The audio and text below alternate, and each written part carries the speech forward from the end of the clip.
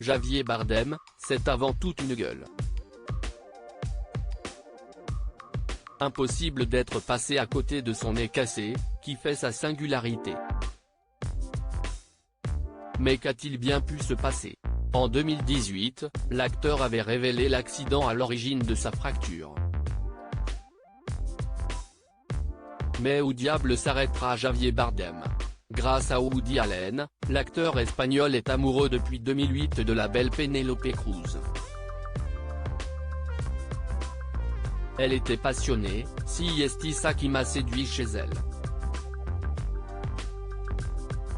Chez une femme il y a la beauté d'un côté et le fait d'être sexy d'autre part.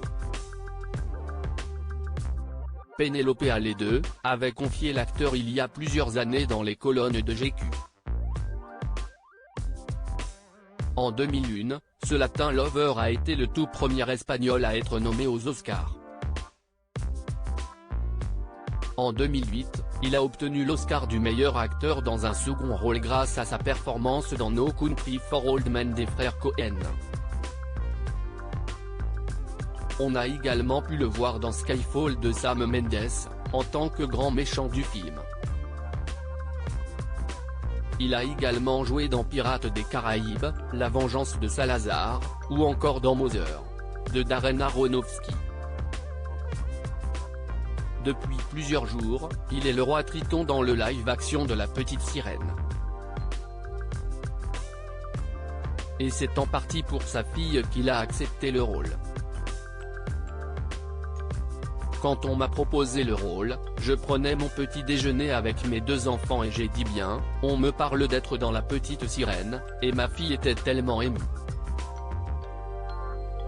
J'ai dit mais je ne joue pas Ariel. Je ne joue pas Ariel.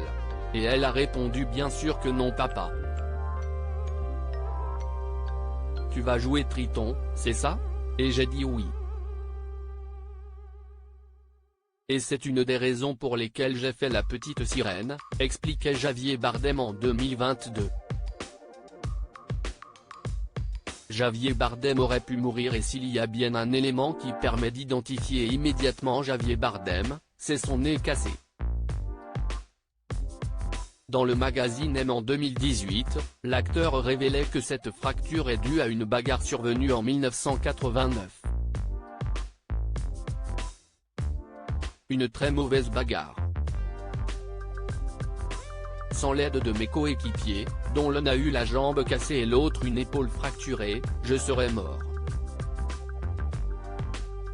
Je ne suis sorti avec la conscience d'être mortel, je devais apprendre à me taire. Cette violence continue encore de me hanter, confiait-il. Une expérience traumatisante, qu'il n'oubliera jamais.